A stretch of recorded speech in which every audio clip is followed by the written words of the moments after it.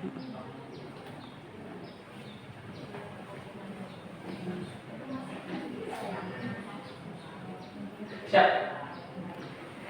Udah? Udah, mulai. Oke. Bismillahirrahmanirrahim. Assalamualaikum warahmatullahi wabarakatuh. Alhamdulillah. Alhamdulillah pada pagi hari ini kita bisa berkumpul kembali acara bulanan rutinan ya dalam keadaan sehat walafiat. Bapak Ibu, di sini kita akan kembali lagi untuk mempelajari itu sih. Yang bulan ini Saya tulis tangan, Pak. Win. Cuman hari ini kita akan belajar sedikit yang berbeda, yaitu tentang diabetes pada anak dan remaja ya. Karena di zaman sekarang ini diabetes itu sudah tidak menjadi penyakit orang-orang yang dewasa ya, tetapi sekarang sudah banyak terjadi penyakit diabetes pada anak dan remaja. Bapak Ibu sehat semua? Sehat semua. Ada yang sakit batuk juga? Gak ada? Udah sembuh? Karena musimnya lagi musim batuk pilek ya Bapak Ibu ya.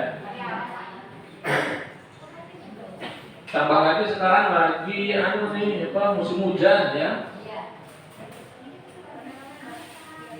Kamu udah di sana. Iya. Misalnya kalau paginya kemarin tuh hari Senin paginya mendung, siangnya bisa tiba-tiba panas. Kemarau basah. Ini ibu-ibu sakit gula semuanya, bapak ibu sakit gula semua. Ada nggak ya? Ada. Ada yang sakit bukan gula, darah tinggi. Darah tinggi. Kalau pasien darah tinggi biasanya gulanya normal. Ada darah tinggi ya, yang tinggi ya tensinya ya. Nah kadang ada yang kalau yang itu menjadi double itu, tapi biasanya pasien darah tinggi itu dia gulanya yang normal, tensinya tinggi. Kebalikan ya pasien dengan pasien gula ya. Pasien gula itu gulanya tinggi tapi tensinya rendah. Insya Allah ya, semoga Bapak Ibu nanti di tahun depan itu rencana mau dibikin klub baru ya, klub hipertensi ya, sehingga Bapak Ibu yang hipertensi itu bisa gabung di klub yang hipertensi. Soalnya ya itu bahasanya beda Bapak Ibu ya. Masa misalnya gitu, saya saat ini kan darah tinggi, kenapa materinya gula terus kan begitu ya. Jadi ikut yang mayoritas karena ini klubnya sekarang lagi klub gula yang sakit hipertensi, nggak apa-apa ini untuk tambah-tambahan pengetahuan gitu ya. Oke Bapak Ibu, saya berdiri saja ya, karena saya kalau nggak berdiri itu susah menjelaskannya ininya. Oke Bapak Ibu, ini kita belajar tentang diabetes pada anak dan remaja. Bapak Ibu di sini semuanya udah punya cucu? Anak-anaknya berarti kalau punya cucu berarti anak-anaknya udah pada besar berarti ya. Oke. Ada nggak anaknya atau enggaknya cucunya yang punya sakit gula?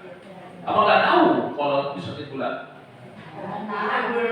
Kemungkinan belum tahu berarti ya. Belum tahu ya. Nah nanti kita mau lihat satu-satu ya, dikit-dikit ya. Nah ya.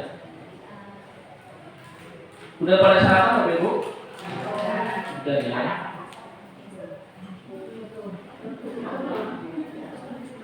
Sebentar. Tadi gimana, senang capek? Oh iya. Saya aja baru ikut sebentar ya. Kakinya tuh berat. Pegel masih Bapak Ibu kakinya itu ya. Dan itu udah pada makan? Sudah? Sudah, bagus ya. Oke Bapak Ibu ya, ini definisi epidemiologi ya, ini diabetes mellitus pada remaja. Nah ini Bapak Ibu, tinggi sekali ya.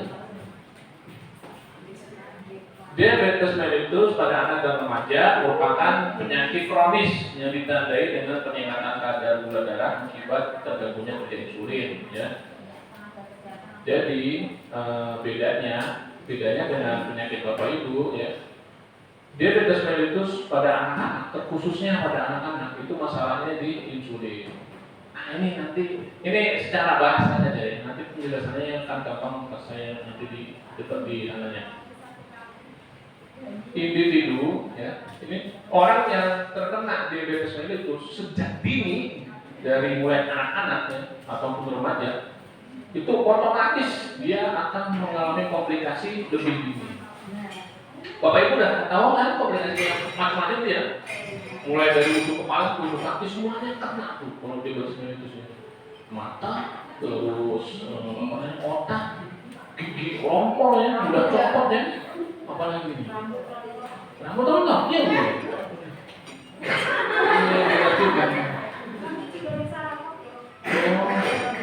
Saya baru yang rambut ini. Tapi iya, betul. Biasanya saya kalau ada pasien vertigo ya. Bapak Ibu tahu vertigo? Vertigo itu yang pusing berputar itu ya.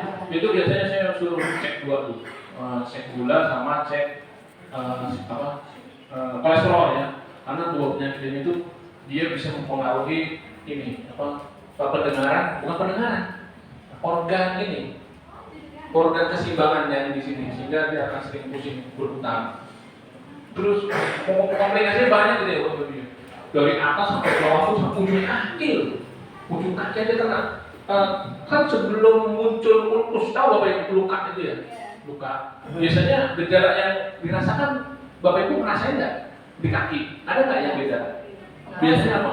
Tuh, ubah ya, terus semutan.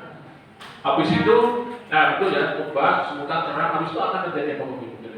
Mati rasa kan di kakinya, betul ya? Kena setrika tuh, kalau kita bisa langsung panas gitu.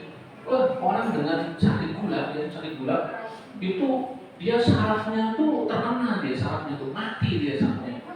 Dia kena api itu nggak kerasa kan. Mohon ya, ibu bapak itu jangan coba ya, jangan debu nih, capek gini-gini, saya kuat gosong nanti ya. Jadi ini emang sarafnya tuh udah rusak, jadi dia tidak bisa merasakan nyeri. Tapi ya kalau kena api tetap ya panas aslinya, karena dia nggak bisa merasakan panas, jadinya ya nggak dirasakan, itu gosong. Sama kalau di kaki itu, kalau misalkan Bapak Ibu kan pakai sendal semua ya, wajib pakai sendal, pakai sepatu kemana-mana wajib. Pasti dengan gula ya, maaf ya, pakai sendal jepit itu ya, itu nggak pas aja, dia nggak ngerasain Bapak Ibu, paham ya?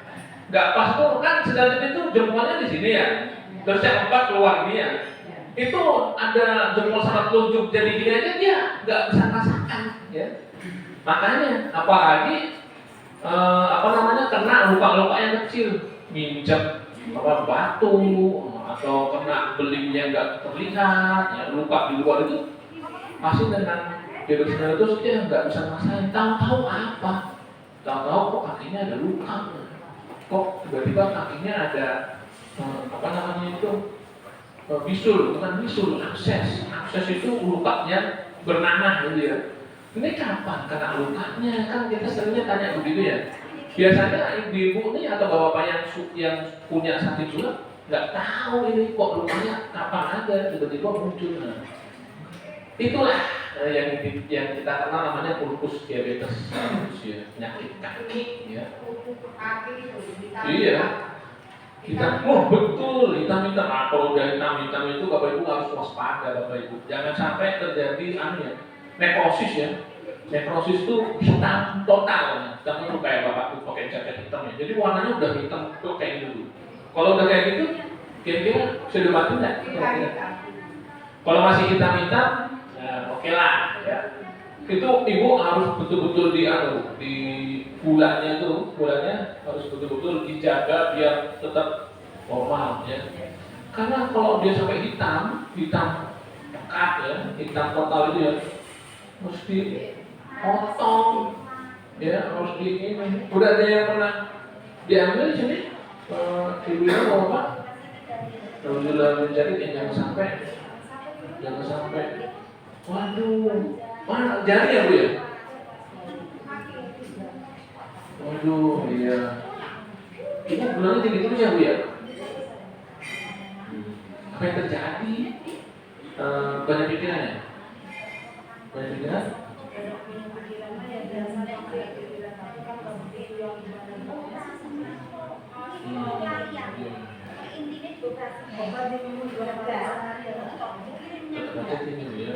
Baiklah, siap. Kita tes di sini. Ini lewat patofisiologi. Patofisiologi itu bagaimana penyakit gula bisa muncul ya. Ini Bapak Ibu ya. Ini yang merah ini. Jelas tidak Bapak Ibu? Saya aja nggak jelas begini. Tulisannya tuh kecil ya. Tapi yang merah ini adalah kerongkongan. Tahu kerongkongan Bapak Ibu? Kerongkongan itu jalur masuk makanan. Di sini tuh ada dua ya. Ada kerongkongan sama yang satu apa juga? Tenggorokan ya. Tenggorokan itu yang buat napas ya. Betul, kerongkongan itu yang buat jalur makanan ya.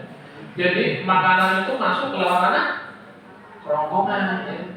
Semua yang kita makan ya, nasi, roti, apapun yang semua kita makan itu masuk ke kerongkongan ya. Lalu ini apa nih? Ini adalah pencernaan, saluran pencernaan. Yang ini kerongkongan, yang ini pencernaan. Jadi pada saat makanan itu masuk ya ke pencernaan kita ya, semua bentuk makanan, bentuknya apapun. Ada yang rendang, ada yang ikan bakar, ada yang mie goreng, ada yang sate, semua bentuk makanan ya itu masuk ke dalam tubuh, dia akan dicerna menjadi partikel-partikel kecil. Partikel-partikel kecilnya apa itu? Yaitu karbohidrat, ya, protein, vitamin, lemak, serat, seperti itu ya. Jadi mau bentuknya bagaimana, yang keluar ini tetap sama ya. Yang keluar itu jangan keliru. Makanya hamburger, wah besok pasti keluarnya bakal ini sama aja Bapak Ibu ya. Karena semuanya yang masuk di sini itu diolah jadi partikel kecil dalam bentuk yang sama, gitu ya. Nah, pada saat sampai di kerongkongan, di pencernaan ya, kan udah dicerna tuh, udah larut itu ya, dari kecil-kecil, barulah dia digunakan sama sel kita. Sel kita tuh sama tubuh ya, sama tubuh tuh dipakai ya, semuanya pakai tuh, dari ujung kepala sampai ujung kaki semuanya pakai makanan-makanan tadi yang sudah kecil-kecil tadi dipakai dari ujung kepala sampai ujung kaki, semuanya pakai sel itu ya semuanya ya. Nah terus dari sel ada yang diproses di liver, ada yang diproses di liver ya. Liver itu di sini liver kanan ya, hati, diproses di hati. Jadi semua makanan itu yang tadi kita makan masuk ke saluran cerna, diproses, terus dipakai. Nah yang kelebihan, ada yang kelebihan itu diolah di hati, terus dijadiin apa Bapak Ibu? Dijadiin simpanan makanan. Nah, kalau misalkan masih terlalu banyak, terlalu berlebihan, maka akan dibikin menjadi apa ini? Lemak, gitu ya. Jadi makanan masuk dicerna gitu ya, dari kecil-kecil dipakai sama sel, dan kalau kelebihan ditaruh di liver, di hati, terus kalau misalkan masih banyak nih makanannya nih turah-turah ya, misalnya ya, kita butuhnya nasi satu centong ya, terus ini berhubungan kita makan di nasi padang dan nasi padang lah kita ditraktir sama teman kita nih. Masuk ke warung makan ya, warung makan, restoran atau warung makan atau restoran seafood, satenya. Nah, udah makan dulu. Di situ ada ada nilam, terus di situ ada di sate itu apa? Tuna, ada cumi gitu ya. Udah makan gitu ya. Tiba-tiba baru datang lagi lobster, kepiting. Padahal kita udah makan nih. Kita udah kenyang ini, tapi berhubung ada yang baru ya, apa yang akan terjadi? Tambah, betul ya. Kita akan tetap berusaha untuk tetap makan, walaupun orang udah makan, udah kenyang. Nah, kelebihannya itulah yang menjadi masalah. Masalahnya kalau itu nanti dibikin jadi lemah, gitu ya. Nah terus ini dari hati, nah ini pankreas Bu ya. Jadi pankreas ini yang menghasilkan hormon insulin. Nah dia ini lokasinya mau belakangnya dekat hati ya. Nah oke, next dulu. Nanti kalau lama kita. Apa fungsi insulinnya? Fungsi insulin merupakan hormon yang dihasilkan secara normal, diperlukan oleh tubuh untuk mengolah glukosa. Oke, sehingga sebagai sumber energi tapi insulin adalah itu. Oke ya. Yang insulin itu intinya hormon yang dihasilkan dari pankreas ya. Dan insulin itu normal ya. Kita semuanya punya ya, semuanya punya insulin. Terus insulin itu digunakan untuk membantu kita mencerna glukosa, menggunakan glukosa. Karena kalau nggak ada insulin kita nggak bisa pakai glukosa itu ya. Glukosa itu didapat dari karbohidrat. Karbohidrat itu didapat dari makanan-makanan pokok kita. Apa aja itu? Nasi, roti, singkong, ubi, tepung ya, tepung-tepungan, gula murni itu ya, apa lagi? Yang karbohidrat itu ya, umbi-umbian ya, umbian itu singkong, ubi, tales, apa lagi ya? Ya pokoknya yang karbohidrat itu 4 ya, 4 itu ya nasi itu, umbi-umbian, tepung-tepungan dan gula murni itu adalah sumber dari karbohidrat. Karbohidrat itu nanti dicerna akan menjadi glukosa. Glukosa mau kita pakai itu harus ada insulin. Kalau nggak ada insulin, ya kita nggak bisa tuh pakai glukosa. Gitu. Jadi walaupun kita makannya banyak, nanti kita akan terus rasa lapar. Nah ini dia. Bagaimana? Ini kan mekanisme kerja insulin ya. Bapak Ibu pasti pernah dengar kan insulin ya? Ada yang disuntik insulin, Ibu? Ada. Dapat insulin ya. Sehari berapa kali? Insulin? 1 kali insulin. Yang rapid atau long acting? Long acting berarti sekali ya. Malam biasanya. Mau tidur ya, itu berarti insulin yang long acting. Karena ada yang rapid itu 3 kali setiap habis makan ya. Yang dapat insulin berapa? 2. 1. Oke, Bapak Ibu. Ini yang lainnya belum sampai insulin? Belum ya? Oke, ini sini Bapak Ibu. Jadi insulin itu saya ingin memberikan stigma. Stigma itu pemahaman yang kepada Bapak Ibu sini, yang Bapak Ibu sekarang sedang menderita sakit gula ya. Stigma bahwa jangan takut sama insulin ya. Jangan sampai insulin berarti kerjanya udah berat ya. Jangan punya pikiran seperti itu.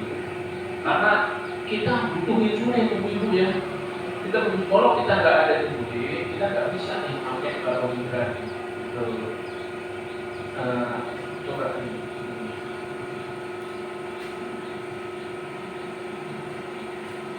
Ini diabetes mellitus tipe 1 ya pada anak ya. Diabetes mellitus pada anak. Diabetes mellitus tipe 1 merupakan penyakit autoimun kronik yang dipengaruhi oleh berbagai faktor genetik dan lingkungan. Jadi diabetes mellitus itu ada 2 bentuk Ibu ya. Yang tipe 1 sama tipe 2. Kalau pada ibu-ibu yang sekarang ini, Bapak Ibu sekalian, itu diabetes yang terjadi adalah diabetes mellitus tipe 2. Tipe 2 itu yang tadi ada masalah di resistensi insulin ya. Tapi kalau yang pada anak itu dia masalahnya bukan di resistensi insulin ya. Nanti ada apa namanya? Pada anak itu ada autoimunnya. Autoimun itu Bapak Ibu pasti sudah melewati zaman COVID kan? COVID-19 itu ya, yang mana waktu itu digembor-gemborkan mengenai kekebalan ya, immunity ya, kekebalan antibodi itu ya. Nah, pada pasien dengan diabetes mellitus tipe 1 ya, sistem kekebalan kita harusnya kan melawan COVID ya, melawan virus dia, melawan bakteri ya. Nah ini kekebalannya itu malah melawan insulin, insulinnya dimatiin sama dia. Makanya pada pasien anak itu yang dia kena sakit gula, diabetes yang tipe 1, pengobatan utamanya bukan obat Bapak Ibu. Bukan dengan diet ya, tapi dengan apa? Insulin. Dia baru anaknya harus setiap hari suntik insulin, tiap hari ya. Saya dapatnya, saya pernah dapat satu anak yang itu ada di Wonogiri itu. Setiap hari harus disuntik. Kalau nggak disuntik, gulanya tinggi, gulanya melonjak. Karena dia antibodinya kacaunya karena insulinnya mulai rusak. Itu. Oke Bapak Ibu, ini Bapak Ibu ada yang mau tanya nggak? Ada yang tanya Bapak Ibu? Saya kemarin yang kemarin tuh nggak ada waktu buat pertanyaan Bapak Ibu. Jadi langsung materi. Sekarang ini nanti ada yang mau tanya ya.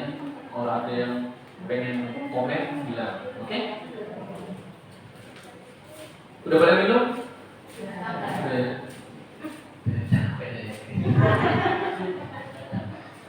Oke, ibu-ibu, ini sekarang kita belajar bagaimana kerjanya si insulin. Oke? Nah, ini adalah sel yang tadi saya bilang ya. Sel yang ada di tubuh kita semuanya itu sel. Ya. Ada sel kuku, sel kulit, sel jantung, sel otak, sel mata, semuanya tubuh itu terbentuk dari satuan sel. Jadi kalau misalnya mata diambil, terus dipotong kecil, dilihat di mikroskop bentuknya kayak gini. Semuanya. Jantung diambil, potong kecil, bentuknya begini. Bentuknya itu sel, dan sini ada namanya inti sel. Inti sel itu adalah dia intinya. Jadi memang tubuh kita tuh terdiri dari sel-sel yang dia dia berubah bentuk, ditumpuk, akhirnya jadi seperti tangan, kaki, begitu ya. Lalu apa sih kerjanya insulin? Nah ini Bapak Ibu. Ini yang kuning adalah insulin ya. Sementara yang merah ini adalah glukosa ya. Jadi kan Ibu sering cek ya, namanya GDS ya. Apa itu? Gula darah sesat atau semaku ya. Ada juga gula darah puasa ya. Nah, glukosa itu bahasa kimianya kan glukosa ya, tapi bahasa sehari-hari adalah gula ya, gula darah ya, glukosa itu ya. Baik, nah ini sel ya, ini adalah reseptor itu semacam ini. Jadi ini gula, ini sel ya. Ini kan gula layang-layang ya. Kita makan ya, kita makan. Gulanya tadi kan masuk ke pembuluh darah, ke pencernaan, terus dia menyebar semuanya. Ya. Gula ini biar bisa masuk dipakai sama sel. Maka dia harus dibuka sama insulin Bapak Ibu ya. Jadi insulin harus nempel di sini. Nih. Kalau insulin tidak nempel di sini, glukosanya dia akan tetap layang-layang. Gitu ya. Glukosanya akan tidak bisa digunakan. Jadi walaupun kita makan nasi satu setting makannya banyak. Tapi kalau di situ insulin tidak nempel ya, ataupun insulin tidak nempel, glukosanya tidak bisa masuk ke dalam sel. Sehingga apa Bapak Ibu? Kita akan terus merasa kelaparan. Oh, saya ini udah makan banyak. Kenapa kok saya lapar terus? Kan begitu ya. Ya karena itu tadi insulinnya tidak bisa menempel ataupun dia tidak ada insulinnya keluar. Oke, itu udah jelas ya fungsinya insulin ya. Fungsinya insulin itu dia harus nempel ke sel biar apa? Biar gulanya bisa digunakan. Nah, ini apa sih perbedaannya antara diabetes 1 sama diabetes 2? Pada pasien diabetes 1 ya, yang tadi pada anak-anak ya, yang tadi yang saya bilang, dia masalahnya adalah insulinnya nggak ada, Bapak Ibu. Insulinnya nggak ada, sehingga apa? Sehingga dia harus disuntik insulin. Kalau nggak ada insulin, gulanya nggak bisa masuk, betul ya? Sehingga gulanya akan terus mayang-mayang di dalam. Dan jadi walaupun masih anak-anak ya, masih anak-anak, apalagi dia masih pertumbuhan ya, masih pertumbuhan butuh gula. Kalau nggak bisa masuk ya sama saja, dia bisa kena gula. Ini yang tipe 2 tuh yang ibu-ibu bawa sekarang. Itu yang tipe 2. Apa sih yang terjadi sama dia tipe 2? Apa dia kekurangan insulin? Tidak ya. Dia tipe 2 tidak kekurangan insulin. Terus masalahnya apa? Kok bisa gula tuh banyak di DM tipe 2? Itu kalau itu pernah enggak? Pernah bayangkan kok saya bisa kena gula? Kenapa itu? Pernah ya? Terus gini, kalau Bapak Ibu batuk pilek ya? Batuk pilek kan biasanya penyebabnya apa sih? Masuk angin. Saya kena batuk pilek gara-gara semalam saya tidur. Nah betul, saya kena hujan saya nggak mandi, saya jadi pusing, saya jadi batuk pilek. Itu satu. Kemarin saya gara-gara tidur pakai kipas, tapi saya nggak pakai selimut, jadi masuk angin, saya jadi kena radang, batuk pilek. Saya gara-gara minum es, makan gorengan, makan coklat, jadi saya jadi itu. Tapi kalau yang sakit gula, ibu-ibu pernah belum? Waduh, saya gara-gara ini nih saya jadi kena sakit gula. Pernah tahu? Ibu? Nggak tahu ya? Bapak pernah ngasih gitu nggak? Wah, ini gara-gara gini nih saya jadi kena sakit gula gitu. Mana bapaknya?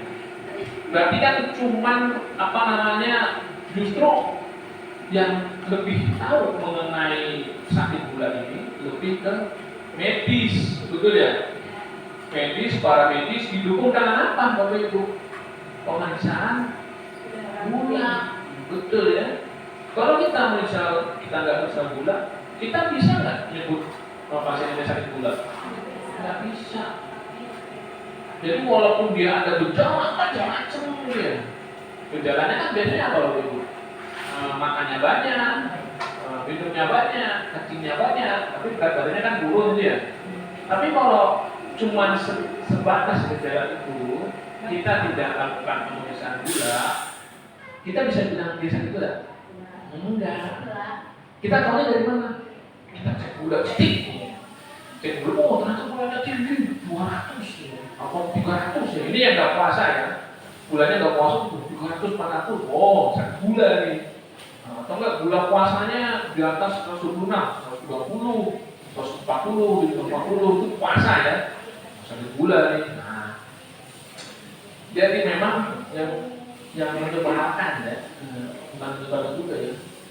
Yang susah ya, sakit gula ini sering sekali kita nggak tahu kalau kita sakit gula, gitu ya. Tahu-tahunya kita bisa di rumah sakit, apa bisa di puskesmas, tahu-tahunya kita udah sakit gula. Karena memang gejalanya itu gejala yang nggak khas ya, nggak khas dan tidak nyaman. Bukan tidak nyaman.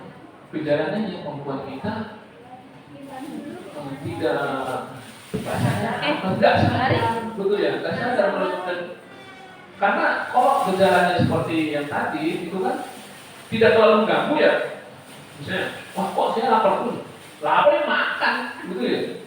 Saya mau pengen kencing dulu ya. Ya, pagi tinggal kencing, gitu ya.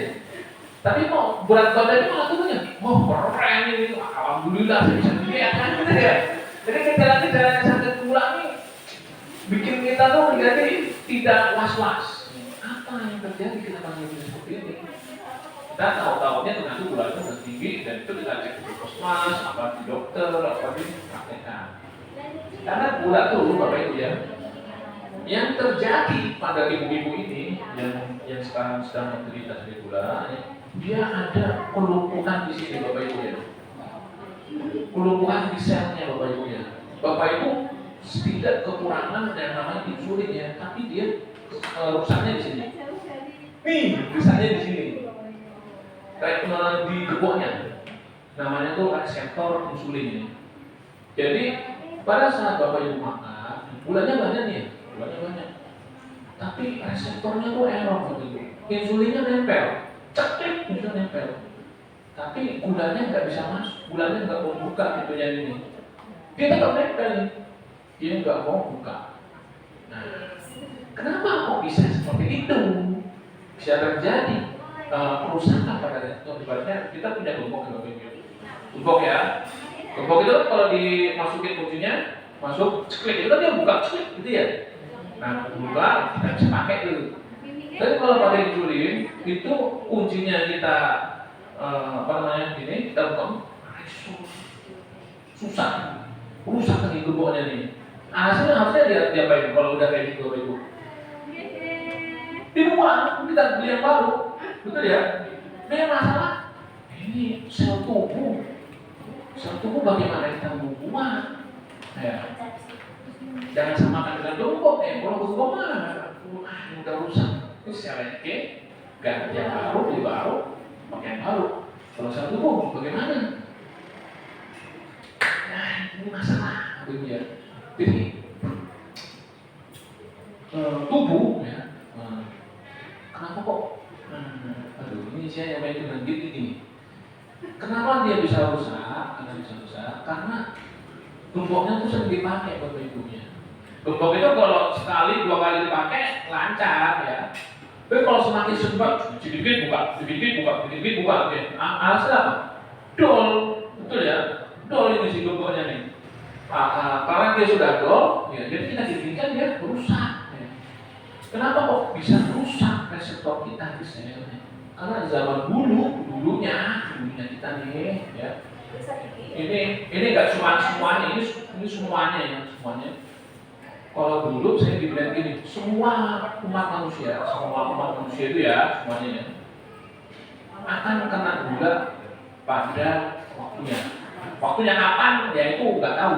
Ya, ada yang masih muda, ada yang udah sepuh, ya, ada yang sampai dia meninggalnya tidak sakit gula. Tapi sejatinya semua manusia yang ada di semua ini akan terkena sakit gula. Karena gula itu kan yang menghasilkan insulin itu pankreasnya. Semua fungsi tubuh seiring bertambahnya usia itu akan penurunan fungsinya. Jantung, ibu masih muda, kerja bisa banget ya. Hari itu masih kuat ya. Sekarang 10 hari, memang deh. Jantungnya nggak kuat kecil, betul ya. Paru-paru juga sama gitu ya. Paru-paru tuh kita kerja masih kuat ya. Sekarang ngos-ngosan. Ya, nggak usah jauh-jauh, kaki kita lah, ya. Lutut kita nih. Kita berjalan sekian jauh itu masih oke-oke aja. Ya kita baru jalan udah pegal-pegal, lindung-lindung. Ya. Itu memang karena kehabisannya begitu. Secara usia, fungsi tubuh kita tuh akan mengalami penurunan, ya. Kerusakan itu sudah otomatis settingannya begitu. Kenapa begitu? Ya kalau nggak begitu nanti nggak ada orang tua, gitu ya. Kita emang udah dari Allah tuh udah bikin kayak begitu, makanya ada penurunan fungsi tubuh. Lalu apa sih yang terjadi dengan pasien gula? Yang pasien gula ini bisa dibilang dulu dia makan gulanya banyak, banyak makan makanan yang tapi alhamdulillah ini ya ibu-ibu maksudnya tuh terkenanya tuh di usia-usia memang sudah semestinya ya. Kok sudah semestinya, saya salah bicara. Maksudnya di usia yang sudah 50 ya, sudah tua gitu ya. Jadi yang jadi masalah tuh zaman sekarang banyak anak-anak muda itu yang masih muda udah terkena gula ya. Makanya Bapak Ibu ini nanti was-was ya, apalagi zaman sekarang jajanan banyak. Diperhati, mau sekali jajanan banyak. Kemarin ada yang baru roti gembong. Tahu roti gembong masih gembong. Ada Alfamidi juga ada yang baru di Prancis ya. Joli, terus apa lagi? Donat saya di Prancis banyak tuh. Semua jajanan yang manis-manis sekarang itu beda kayak dulunya. Dulu itu makanan jajanan itu susah ya, nggak ada ya, jarang sekali. Zaman sekarang di rumah saja, pakai HP, gojek, datang. Saya mau apa namanya makanan datang. Jadi betul kita zaman sekarang itu, terutama saya masih muda ya. Saya itu kita yang masih muda ini sebenarnya ada sangat berisiko ya. Apalagi sekarang banyak anak-anak muda yang badannya kayak saya nih, gemuk-gemuk ya. Nah itu pun juga jadi risiko ya. Kadang-kadang saya juga mikir, saya umurnya baru 34 ya. Saya 34. Ya semoga sampai umur 40-50 masih sehat gitu ya. Maksudnya nggak kena sakit gitu ya. Karena emang Bapak Ibu enak di sini ya. Maksudnya di sini itu buat orang-orang yang di kota tuh ya. Nah ini kan saya dari Depok ya, dari Depok Jawa Barat ya. Di sana tuh yang umuran kayak bapak saya udah ada. Bapak saya itu umurnya sekitar 70 ya, 70-an ya. Orang kelahiran 55 itu dari 70 ya. Itu yang umur 70 yang berada di kota tuh hampir tidak ada. Begitu pula dengan kasus-kasus orang tua yang ada. Saya kan dulu seperti di Astri ini ya.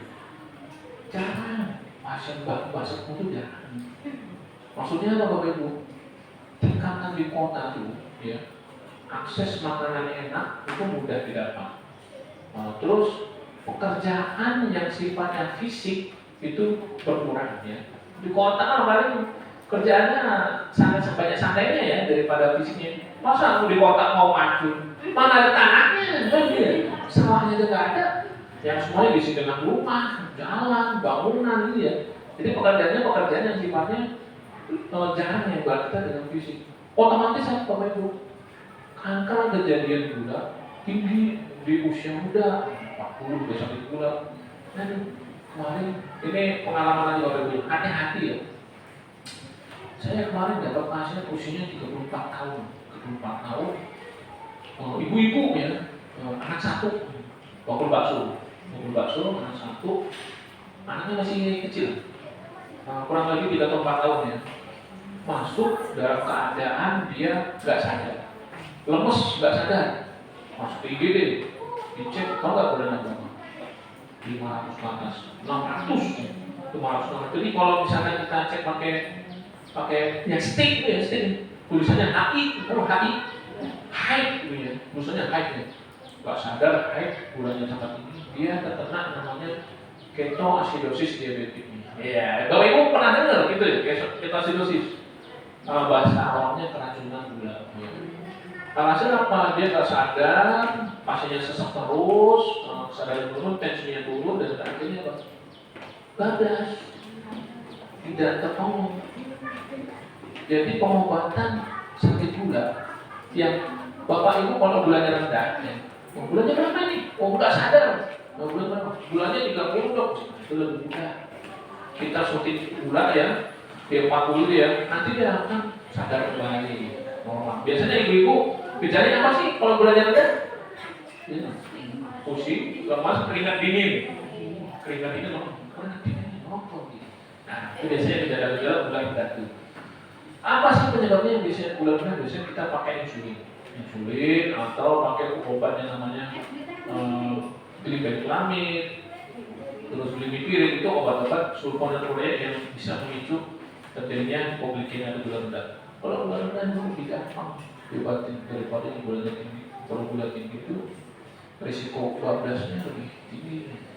Itu masih muda, 24 tahun ya, wanita. Makanya zaman sekarang ini, alhamdulillah kita ini hidup di lingkungan yang jauh dari kota. Apa sih lebihnya jauh dari kota? Kita setidaknya terminimalisir dari jajanan-jajanan yang manis. Jajanan manis, makanan cepat saji. Tahu nggak makanan cepat saji? hamburger, kalau sekarang tuh kayak sebelah gitu ya, roti bakar, martabak manis, pizza di kota, di kafe ya, roti-rotian itu ada di lokasi kita nih, nggak ada. Dan tapi lokasi kita yang paling sering apa sih? Oh, terus apa namanya? Bisa, kalau itu aman. Makanya Bapak Ibu ya, di sini saya lihat yang sakit gula, wah ada yang muda kan. Di sini saya belum daftar yang sakit gula tuh. Kalau saya di kota di Wonogiri itu banyak yang 40, 50 udah sakit gula, udah komplikasi macam-macam. Itu Bapak Ibu karena apa tadi? Kita kalau terlalu banyak makan makanan yang manis ya, makan makanan yang manis masuk dalam tubuh kita, semakin sering kita gunakan itu bobotnya, maka nanti dia akan rusak. Jadi walaupun ini si insulin nempel ke dalam sel, ya, insulin nempel ke dalam sel, dia nggak akan bisa digunakan. Nah, makanya, gini, ini kan Bapak Ibu udah sepuh ya, udah sepuh semuanya, apa namanya? Alhamdulillah nih kenanya di usia-usia segini ya, tidak di usia muda ya. Usia mudanya kan masih pada-pada. Memang sekarang udah banyak yang kena mudanya.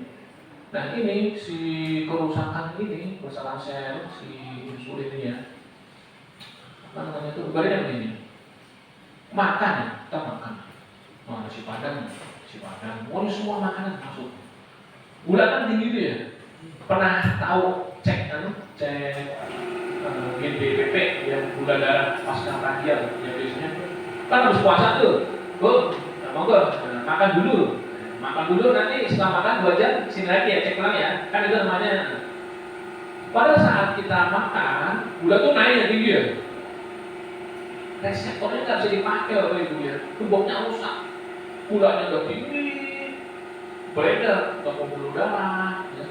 Hasil otak berespon, nih otak ya, kepala kita respon, dia akan bicara sama pasukan-pasukannya. Siapa pasukannya?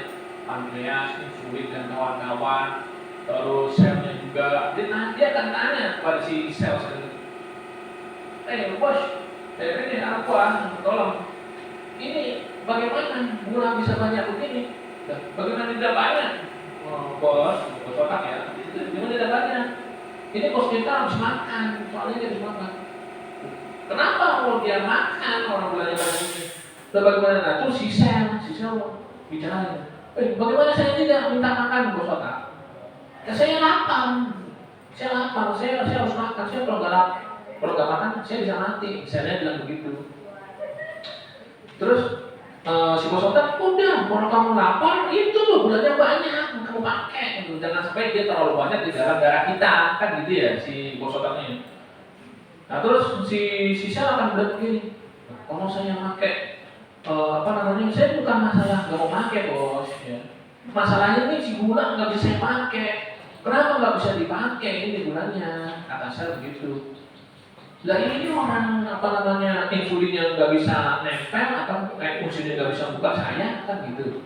Insulin dipanggil, insulin ini.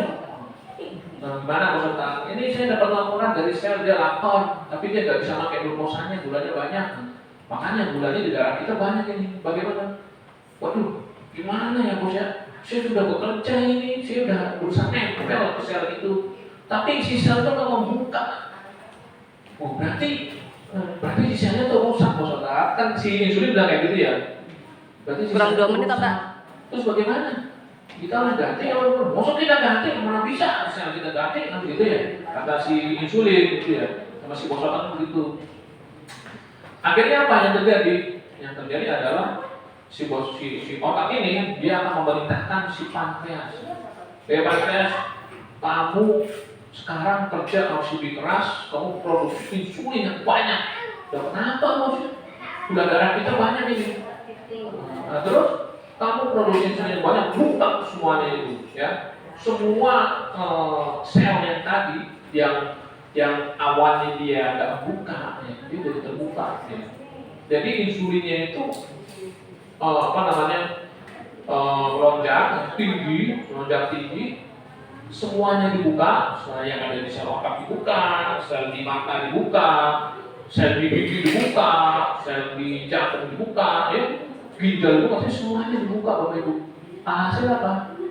Semua gula itu banyak di dalam tubuh kita. Gitu, ya. Makanya muncul komplikasi macam-macam itu. Komplikasi di mata, komplikasi di gigi, komplikasi di jantung, komplikasi di pembuluh darah. Itu terjadi karena gula kita yang sangat banyak dan sel kita yang sudah rusak. Gitu ya. Kenapa kok bisa rusak? Karena kita terlalu banyak mengkonsumsi gula. Itu untuk anak muda yang dia mungkin 40-50 sudah terkena sakit gula. Tapi kalau buat ibu-ibu yang saya umur 70 ya, 60-70 saya kena sakit gula, alhamdulillah. Maksudnya kenapa? Ya memang kalau di usia seperti itu kerusakan itu sudah terjadi sebagaimana mestinya ya. Emang udah terjadi penurunan fungsi. Kan yang jadi masalahnya umur muda kok udah kena sakit gula, nah, biasanya penyebabnya itu karena terlalu banyak gula yang masuk terlalu banyak, selnya rusak, reseptor rusak, insulinnya nggak bisa pakai, hasil semuanya dibuka, gitu ya. Makanya muncul komplikasi macam-macam dan makanya pada pasien diabetes mellitus tipe 2 disebut dengan masalahnya di resistensi insulin. Resistensi insulin itu insulinnya kebal, insulinnya nggak bisa digunakan, resisten. Kalau yang di tipe 1 itu karena autoimun ya.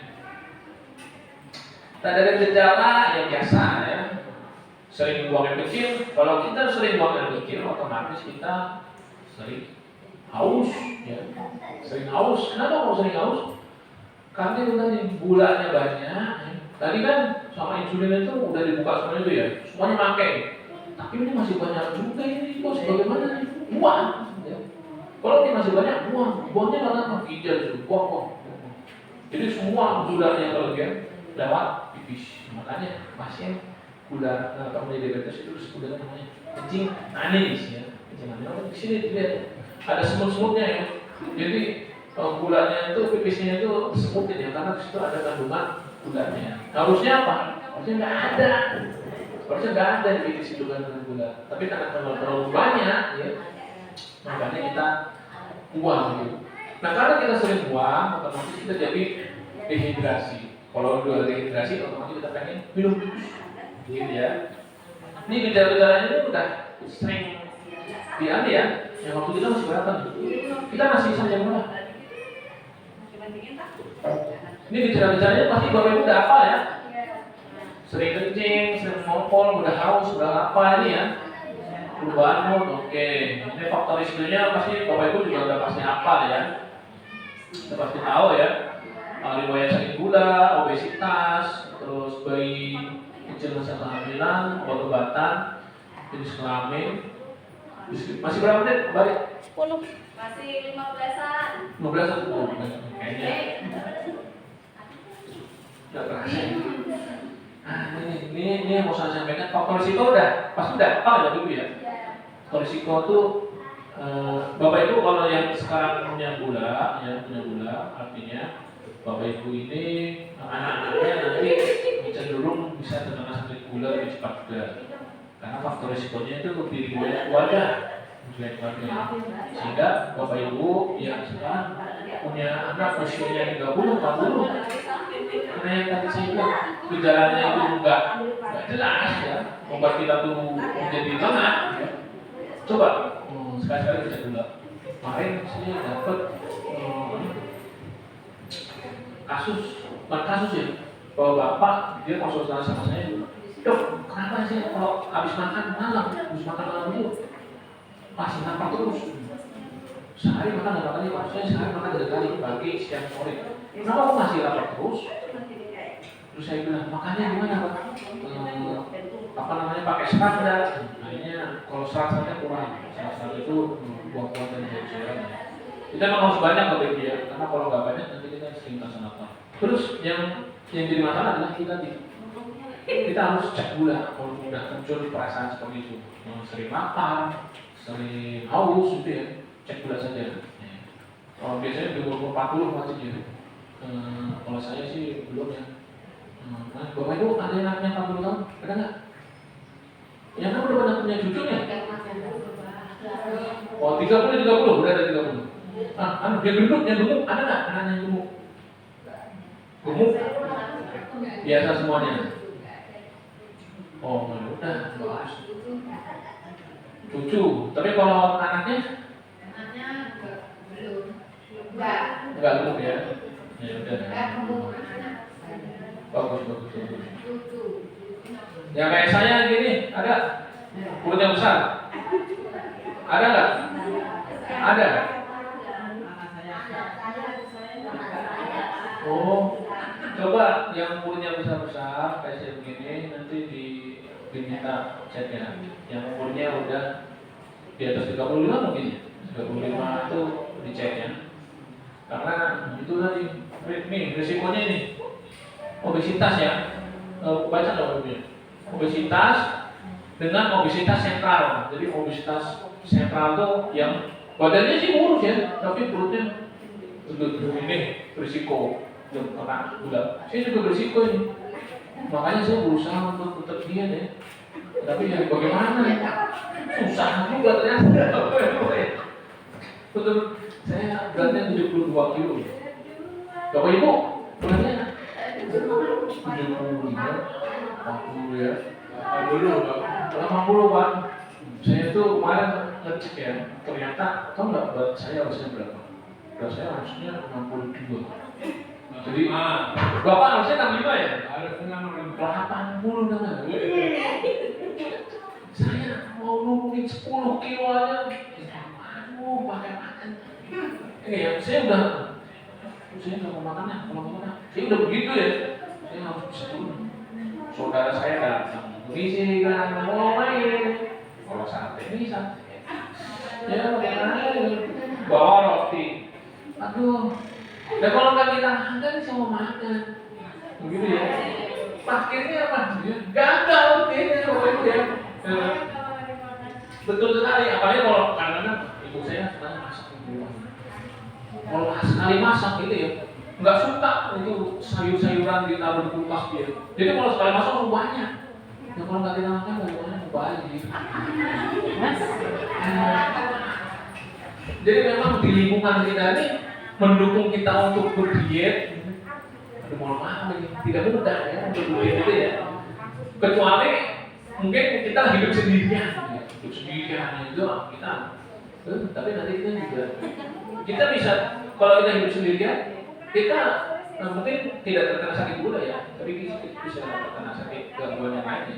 Tahu itu memang ada gangguannya ada di mental ya.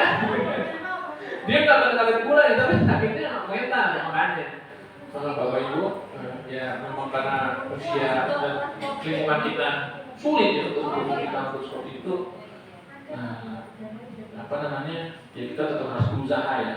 Jangan terlena ya. Terus jangan menyalahkan lingkungan juga ya. Wah, saya banyak makanan di sini. Jadi kalau kita bisa menahan bagus ya. Alhamdulillah. Kalau kita bisa menahan. Kalau kita nggak bisa mengendalikan, ya udah.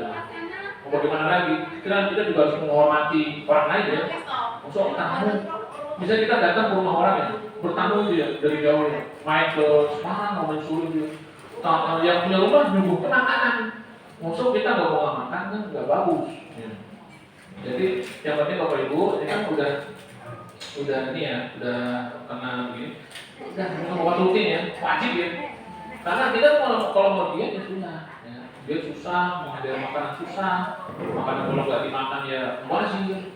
Ada tempat orang, ada orang nggak mau makanan, udah. Nah, kita kalau ini tetap berusaha, sekaligus kita tetap punya obat-obatan rutin. Begitu Bapak Ibu ya. Nah ini dia Bapak Ibu ya. Ini yang saya mau sampaikan mengenai gejala ya khas ya. Tanpa kita cek laborat kita udah bisa tahu nih. Ini orang kayaknya bakal kena sakit gula. Apa itu? Ini obesitas dan akanosis signifikan. Akanosis signifikan itu Bapak Ibu ya. Biasanya ini terjadi sama orang gemuk nih. Tapi nggak semua orang yang gemuk kena ini ya. tanda-tandanya. Ini tanda-tandanya itu berupa ada kulit kayak daki ya. Kulit daki kehitaman itu ada di leher, apa di perut, atau di lipatan-lipatan gitu ya, di dada gitu ya. Ini nggak bisa hilang. Jadi beda sama daki ya. Kalau daki itu hilang itu mandi hilang gitu ya. Tapi ini mau digosok-gosok gitu ya sampai 7 kali. Kayak musik kalau kita kena air apa itu 7 kali itu nggak hilang gitu ya. Ini yang disebut dengan namanya keratosis nigricans ya. Dan biasanya orangnya gemuk ya. Jadi kalau kita punya anak ataupun cucu atau saudara kita yang gemuk, lihat, oh dia ada nggak sih item-itemnya di sini? Kalau dia ada item-itemnya di sini, wah dia kok sekarang kondisinya sehat, dia nggak tahu dia kalau dia itu mungkin punya penyakit gula ya. Tapi kalau kita lihat itu, kita bisa tahu, oh berarti kamu kayaknya bisa kena sakit gula. Apa yang harus kita lakukan? Kasih tahu dia, saya kemarin datang ke puskesmas terus dikasih tahu kalau ada yang gitu-gitu, ada tanda hitam seperti itu, katanya curiga itu bisa mencari gula, maka disuruh cek laboratorium. Gitu ya. Jadi kalau nanti di rumah dilihat, oh anak saya gemuk nih, atau saudara saya gemuk, terus oh ada hitamnya di sini ya, di sini ya, mereka dulu ya. Udah suruh cek gula. Karena ini merupakan gambaran ini ya, gambaran dia ditemukan ada resistensi insulin. Karena ini menjadi prediabetes. Ini dia ya. Kan Bapak Ibu kenal namanya diagnosis diabetes sama prediabetes ya. Prediabetes itu adalah bentuk sebelum dia sakit gula. Itu tandanya dari apa? Ini Bapak Ibu. Gula puasanya 100 sampai 125. Makanya kalau kita puasa, kalau gulanya berapa puasa? 80, 90 normal gitu. Tapi puasa gimana hasil gulanya? Gula saya tadi 105 misalnya.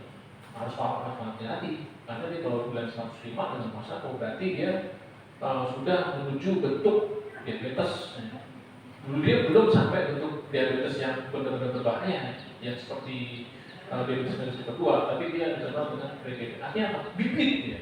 Bibit beberapa tahun lagi dia kalau tidak menjaga makanannya, menjaga pola makannya, dia bisa terkena diabetes. Atau ini gulanya ini gula darah setelah makan ya. Setelah makan itu sekitar 140 sampai 199. Kan kalau gula itu isinya orang dikatakan gula kalau gulanya di atas 200 ya, di atas 200 atau gula puasanya di atas 126 gitu ya.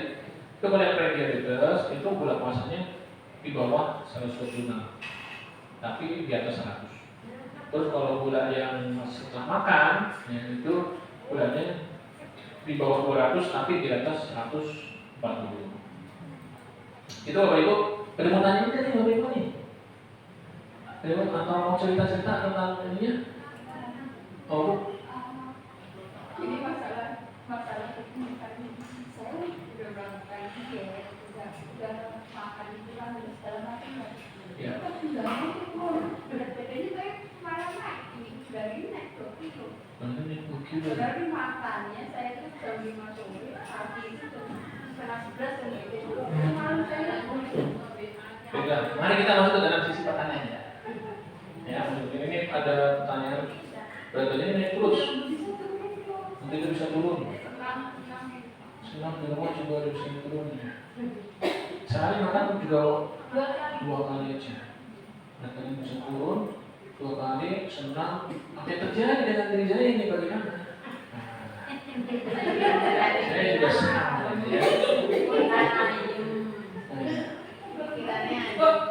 Minum obat-obatan tertentu Ibu? Ada obat-obatan tertentu yang diminum nggak? Nggak ada. Saya minum sama kolesterol sama saya tuh metformin saya nggak minum juga karena ini masalahnya kalau minum metformin lambung saya bisa. Jadi metforminnya banyak. Berarti Ibu harusnya itu bulannya normal kan Ibu? 250. Puasa? Oh my God, 55 guys. Tinggi sekali Bu ya. 45. Berarti Ibu itu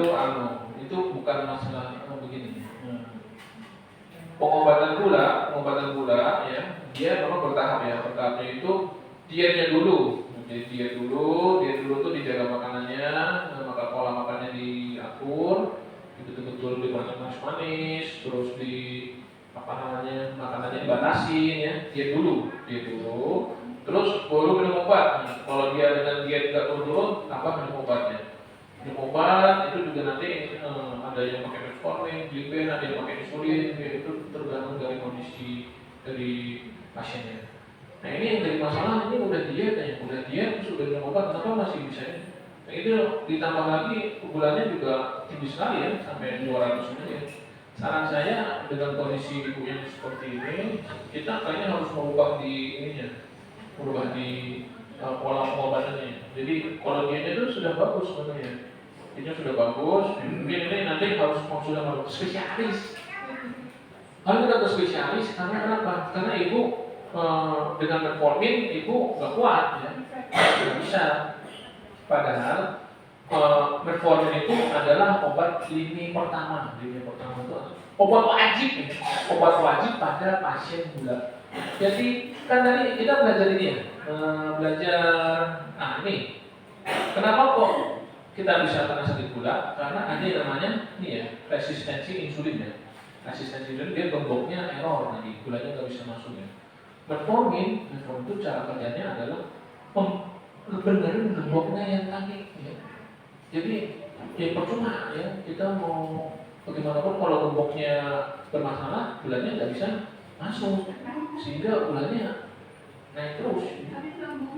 Nah makanya ibu tampaknya kita harus konsultasi ke dokter penyakit dalam nih, dengan dokter penyakit dalam. Masalah pengobatannya harus diberikan, apa harus yang diganti, apa yang harus ditambahkan, karena intinya dengan apa? Gliben aja ya? Gliben apa? Nah, dengan glinipirid yang pagi sore aja, itu gulanya masih tinggi sekali kan? Sebenarnya kalau dari diet, dietnya kan udah baik ya. Iya. Berarti memang ya ibu nanti kalau dirujuk nggak mau dirujuk kalau sakit. Ya kalau saya saran saya itu. Saran saya itu.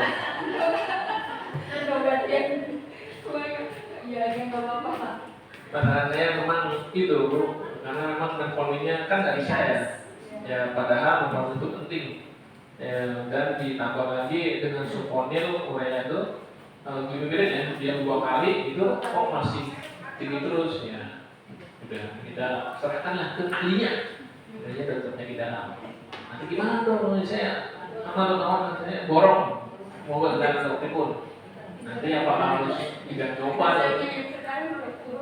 Nah, nanti kita lihat hasilnya sekarang. Kalau saran saya untuk masalah ibu itu sudah bagus dari dietnya. Cuma masalahnya di pengobatan. Pengobatannya memang ada yang nggak pasnya karena metforminnya nggak bisa masuk ini. Nah itu nanti ahlinya itu dokternya di dalam nanti bisa. Ibu jangan memaksakan juga, memaksakan. Aduh, si klinik apa namanya kurang anu nih. Maksudnya itu kok nggak turun-turunnya? Saya coba lagi bulan depan. Bulan depan turun. Belum tentu ya. Belum tentu bulan depan itu turun. Malah yang ada malah justru jangan-jangan bulan depan malah naik gitu. Nah, makanya ini sebenarnya ibu tuh dietnya udah bagus ya. Pengobatannya saja yang kita benahi gitu. Ya, makanya ibu ada mau juga. Kau mau tanya apa? Ya hubungannya dengan berat badan Pak. Iya Pak. Karena saya berat badan itu 82. Iya. Pada waktu itu saya berobat ke dokter spesial dalam. Dia itu bicaranya, Pak, dengan idealnya itu beratnya 65, nggak tuh gimana dokterannya? Anda harus berpuasa dengan kumis. Iya. Saya jalani dengan kumis itu 2 bulan, Pak. Ya. Itu turun gratis, turun itu hampir 12 kilo. Saya ketakutan sampai celana saya itu molor 8 cm, Pak. Iya. Itu juga dengan celana saya. Ya. Berhubung saya ketakutan, yuk. Senin kumisnya juga saya lanjutkan itu Yang saya tanyakan dong, dengan badan yang gratis kemudian bayar nggak? Wah, pertanyaannya sangat bagus dan memberikan kita gambaran ya tentang kita. Tapi ini puasa. Bapak Ibu puasa yang tahun lalu berat badan kayak apa turun ini? Bagaimana? Kalau kita puasa berat badan turun ya? Turun. Kamu bisa nanya, berarti ada sesuatu. Lagi balik nih, lagi pulang. Jadi Bapak Ibu ya, di Jepang itu ada penelitian yang namanya autophagy. Autophagy itu kalau zaman sekarang yang gaul namanya intermittent fasting. Intermittent fasting. Betul ya? Itu berasal dari si orang Jepang ini yang dia terinspirasi dari orang Islam yang berpuasanya. Karena lambung nih, kalau kita makan butuh waktu kurang lebih 2 jam. 2 jam untuk apa? Untuk mencerna itu kosong. Nah, intermittent fasting itu dia menjaga makan. Misalkan dia makan jam 7 ya, dia tidak makan, tidak minum setelah jam 7 itu kurang lebih 6 sampai 8 jam. Jadi kalau jam 7 makan, jam 7, 8, 9, 10, 11, 12, 1, 2, 3 jam 3 sore atau jam 4 sore dia baru makan kembali. Itu namanya intermittent fasting. Sama kayak Bapak Ibu. Bapak kan puasa ya Senin Kamis ya. Sangat baik sekali ini. Puasa intermittent fasting itu sangat baik sekali karena itu bisa menurunkan berat badan. Kalau menurunkan berat badan, ini rahasia sebenarnya ini. Ini rahasia yang bisa Bapak Ibu praktekkan ya. Kan tadi saya bilang selnya rusak ya, harus diganti ya, yang sel-sel-selnya ya. Dengan intermittent fasting ya, dia akan menghancurkan sel-sel yang error tadi, yang rusak tadi itu dihancurkan lagi. Ya, ini juga pengobatan teknik ini digunakan juga untuk mencegah penyakit kanker ya. Jadi kenapa kok bisa ada kanker ya? Kanker itu kan sel yang error dia. Nah, kanker itu sel yang error dengan intermittent fasting atau puasa itu sel-sel yang sehat tadi. Sel-sel sehat itu apa sel sehat? Sel itu yang dia mampu menahan kondisi dengan kelaparan. Dia mampu, dia masih kuat nih. Ini tubuh nggak makan kan nih, masih kuat, masih mampu. Ini sel-sel yang akan menghancurkan si sel-sel yang error tadi. Sehingga berat badannya akan turun. Berat badan turun, otomatis berat badan turun, kolesterol akan turun, gula juga akan turun, tensi pun juga akan turun. Itu udah pasti. Terus jadi masalah, tapi takut saya kalau berat badan turun banyak-banyak. Bagaimana ini? Itu tidak jadi masalah Pak. Gitu ya. Itu malah bagus sekali. Saya dulu menjalankan intermittent fasting memang tidak nyaman. Makan tuh enak ya. Di depan saya ada macam-macam nih orang. Apalagi kalau kita kunjungan ke sana, kunjungan ke sini, suka dengan makanan ya. Kalau menghindari untuk tidak makan itu susah ya. Karena itu butuh mental ya. Butuh mental apa? Mental untuk menahan hawa nafsu untuk makan ya. Tapi kalau kita bisa mengendalikan itu, ya, saya dulu berarti bisa turun sampai 65. Terus berapa ya? 2 bulan ya? Berapa 3 bulan ya? Saya bisa turun, misalnya sekarang 72 ya? 6 kilo. Mungkin sebulan turun 2 kilo. Bagus kan? Bapaknya tadi berapa? 2 bulan ya? 2 bulan turun jadi 12 kilo. 12 kilo. Tinggal 70. Kan bagus. Tapi ketakutan sekarang kembali ke 80 lagi om. Jadi Bapak Ibu ya, ada yang namanya BMI ya. BMI itu body mass index ideal. Body mass index ideal itu kita ukur tinggi badan kita berapa. Kita ukur tinggi badan kita berapa, jenis kelamin kita laki-laki. Misalkan saya tinggi badan 94, jenis kelamin laki-laki. Berat badan idealnya saya 62 kilo. Kayak kalau Bapak nanti dicek kayaknya 65 ya. Maka ya kita harus berusaha untuk sampai segitu Pak. Gitu. Jadi jangan takut berat badan saya sekarang udah suruh jadi 62 ya dalam waktu yang singkat ya. Lalu bagaimana sih ini? Bisa takut ya. Itu malah menjadi hal yang baik ya. Artinya kita berhasil apa? Berhasil menurunkan berat badan kita. Kalau kita berhasil menurunkan berat badan kita, artinya apa? Kita berhasil melawan hawa nafsu kita untuk makan. Hawa nafsu untuk makan itu memang sulit ya untuk melawan dia. Boleh kalau kita lagi lapar, begini, tadinya kita makan, tapi kalau kita takut gulanya tinggi ya, kita kalau bisa berhasil melewati itu, nanti tubuh itu akan beradaptasi. Kan? Jadi si tubuh ini Tuhan tuh ngasih kita ini badan keren ya. Dia akan mampu beradaptasi dengan segala kondisi. Kondisinya lapar nih. Wah, apa yang terjadi? Dia akan menggunakan sel-sel lemak tadi, yang cadangan makanan, sel lemak, semua sel-sel yang tadi yang dicatat itu akan digunakan untuk sebagai energinya. Itu, Bapak Ibu bisa, udah ada pernah praktek belum? Intermittent fasting, puasa itu? Saya ngalamin untuk diet itu yang 16 jam. Panjang sekali. Iya. Aduh. Kalau kan saya suka ngikutin YouTube-nya Dr. Ananda yang dari Surabaya, Iya. suka ada yang itu membahas diet itu, Iya. fasting itu. Ada yang lebih dari itu juga banyak. Terus Ibu berpraktek yang mana? Yang saya yang 16 jam, tapi saya cuma 1 kali doang. Ya. Akhirnya kan terlalu Bapak Ibu, panjang, ya.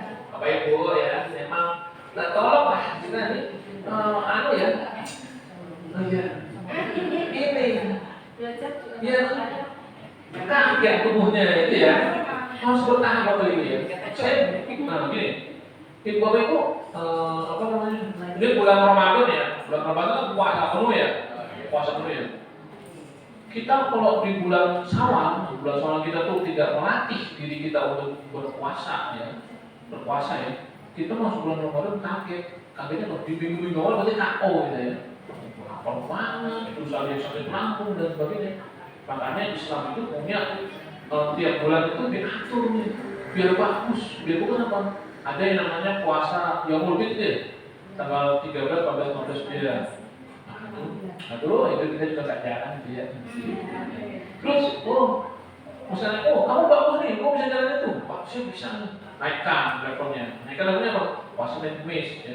Yang tadi sebulan cuma 3 kali, sekarang seminggu jadi 2 kali. Wah, kecil itu saya masih bisa. Naik lagi levelnya nih. Apa levelnya? Puasa Daud. Puasa Daud ya? Puasa Daud itu yang 1 hari puasa, sehari ke sahur. Jadi, ibu kalau mau langsung intermittent fasting, langsung 16 jamnya langsung jeklek ya. Itu kan udah ibaratnya saya nggak tahu puasa, tiba-tiba bulan Ramadan puasa, tubuh pun juga akan kaget di situ. Pasti minggu awal kita akan parah ini, nggak kuat dan mokah akhirnya siang-siang. Cari makanan, apa namanya nasi padang, tadi bilang siang-siang ikut, bilangnya apa?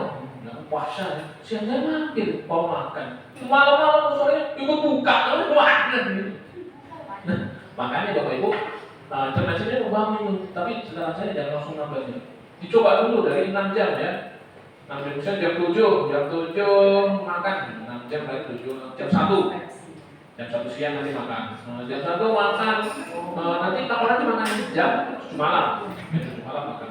Ini kalau itu beberapa hari sudah biasa aja, naikkan jadi 8 jam. Udah 8 jam aja saya udah bisa turun sampai berkilo-kilo. Gitu. Hah? Ibu nggak bisa turun.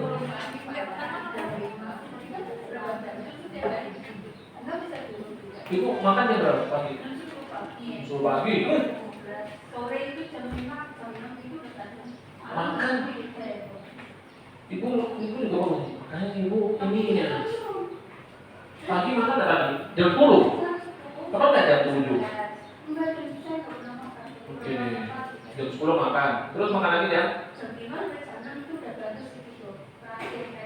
Jam 10, 11, 12, 10, 13, 14, 15. Itu 7 jam ya, 7 jam 8 jam ya? Iya, itu saya dari itu. Sudah 2 tahun. Tapi kemana nggak turun ya? Berarti Ya coba katanya dulu ibu berat badannya juga Itu sempat berapa? sekarang Beneran nggak sih?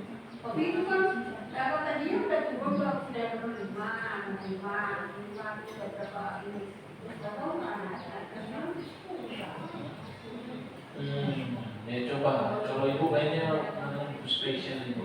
Jadi kita harus minta dikonsul sama dokter. Itu Bapak Ibu ya. Saya sarankan kalau mau yang tadi testing itu coba dulu 6 jam ya. Coba dulu 6 jam, nanti 6 jam kalau udah bisa naik ke 8 jam. Kalau 8 jam bisa 12 jam. Tapi 8 jam saja, 8 jam saja itu sudah memberikan efek yang bagus. Ya. 6 jam dulu, jangan langsung 16 jam tahu nanti ya. Biar bisa beradaptasi dulu. Yang lain ibu ada yang mau tanya? Sudah 1 jam lebih. Aduh, ini berhubung waktu kita sudah habis itu mau tanya terakhir, tanya apa ibu?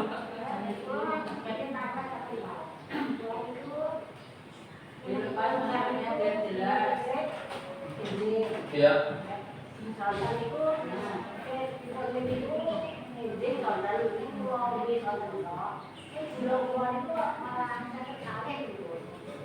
Lebih pilih pagi ya, sorenya pagi. Ibu bulannya berapa? 53. Ngukurnya kapan? Maksudnya itu di pagi, siang, sore. Untuk ngecek bulannya berapa? Maksudnya ngecek bulannya itu di pagi, di siang, atau di malam hari? Malam hari. Malam hari. Di malam hari ngecek bulan. Ngecek di mana? di sini Pak. Di pagi, ngecek pagi ya. Setiap bulan ini ya. Tapi aku bulan tapi mak 2. Baik, itu padahal ngeceknya apa gitu? Puasa itu? Puasa. Normal, Bu. Normal, itu mau berapa? Pagi sore. Pagi sore. Ya nggak apa-apa. Pagi lah ini. Ya nggak apa-apa. Ya kalau misalkan bulannya udah normal ya nggak apa-apa, nggak jadi masalah. Karena nomor 2 tuh ibu kan puasa tuh, normal itu. Tapi ibu jangan berbangga dulu ya. Karena kita kalau ngecek gula ya, kita lihat dari HbA1c. HbA1c itu gula yang ke gula. Nanti kita lihatnya di situ. Wah ini berarti bagus kalau puasa doang ngecek lab ya. Tapi itu nggak cek boleh makan. Makanya nanti kita lihat yang HbA1c-nya. Kalau HbA1c-nya bagus, berarti emang ibu nggak ada masalah. Itu ya kalau. Tapi kalau ternyata HbA1c-nya ternyata masih tinggi, berarti apa namanya gulanya masih tinggi. Nah, nanti kita lihat stepnya. Tapi kalau ibu bilang gulanya 52, puasa itu normal saja. Ibu nggak ada keluhan keringat dingin? Keringat dingin nggak ada, pusing lemas nggak ada? Oh gulanya rendah itu berarti terlalu rendah. Mungkin itu ibu puasanya dia puasa, tambah lagi ibu minum obat ya. Makanya dia seperti dari itu gejala-gejala dari gula yang rendah itu. Jadi 52 itu memang dia kategori yang rendah ya, di atas kurang dari 60 ya. Kurang dari 60, terus tambah lagi ada kurang keringat dingin, lemas itu kategorinya yang rendah. Itu apa bu? Banyak apa ya? Kalau ibu dengan gula 52 tidak ada keluhan apa-apa, ya sudah. Tapi kalau ibu 52 ada keluhan, itu namanya gula rendah. Berat badannya normal bagus, baik. Ibu mau intermittent fasting? Enggak usah. Ibu lanjutkan yang seperti sekarang saja, ya. Nanti takutnya makin turun. Oke? Enggak apa-apa. Itu ibu kalau misalkan 52, ibu ada keluhan, berarti ibu cepat manis, ya. Takutnya nanti ibu makin lemas gitu. Gitu ya, ibu ya. Waktu kita udah habis nih. Makanya kemarin itu saya juga sama terlalu banyak materi. Jadinya buat tanya jawabnya nggak dapat. Oke Bapak Ibu, sebelumnya saya mengucapkan terima kasih banyak atas kesempatan yang diberikan, waktu dan tempat yang diberikan. Semoga ilmu yang hari ini kita bisa pelajari itu bisa bermanfaat untuk kita semua ya, untuk kita, untuk keluarga, untuk anak kita, dan semoga keluarga kita yang sekarang belum masih sehat ya, yang apa namanya tidak ada sakit apapun bisa sehat terus dan bukan kita dari penyakit gula, baik itu yang gula tipe 2 atau gula yang tipe 1. Dan semoga Bapak Ibu sehat terus ya. Saya tadi pagi juga mendengar apa namanya, saya juga berbela sungkawa ya terhadap tamu Ibu siapa ya? Begini ya. Ya semoga beliau apa namanya amal ibadahnya diterima, segala dosa dia ampuni, ditaruh di tempat yang baik. Amin. Baik Ibu, terima kasih atas waktu yang diberikan dan juga kesempatan yang diberikan. Ya, semoga bulan depan kita bisa kembali ya. Tapi nggak tahu ya, materinya siapa. Saya akan bilang ini bulan depan dia belum tahu. Ya, semoga nanti bulan depan kita bisa datang tambah lagi. Sama bulan depan hasil bulannya bisa lebih baik lagi. Yang bulan ini mungkin ada yang kurang baik. Semoga bulan depan bisa baik. Kalau ada yang sudah baik kita pertahankan lagi. Buat bapak-bapak ini ibu ya, yang tadi saya bilang internet testing itu baik sekali ya. Coba saja 6 jam, 8 jam, jangan takut kalau berat badannya turun. Karena kita ada batas berat badan turunnya berdasarkan tinggi badan. Kalau saya tadi 62, saya harus turunnya 10 kilo. Bapak tadi 65 ya. Berarti harus turunnya sampai berapa? 15 kilo. Jadi ibu-ibu bisa cari sendiri. Diukur BMI-nya ya, tinggi badannya berapa, nanti dia ukur berat badannya berapa. Jadi dicek ya. Kalau berat badannya sudah normal, alhamdulillah. Kalau yang belum sampai ke batas normal, ya kita harus berusaha. Sama yang tadi yang ini hitam-hitam di leher itu juga di rumah ya, sekolah dari mana. Oke, terima kasih Bapak Ibu. Selamat menjalankan aktivitas, nanti mau dengan pengobatan dan juga ini nanti kita sama bagian obat ya. Semua kita Hati-hati ya.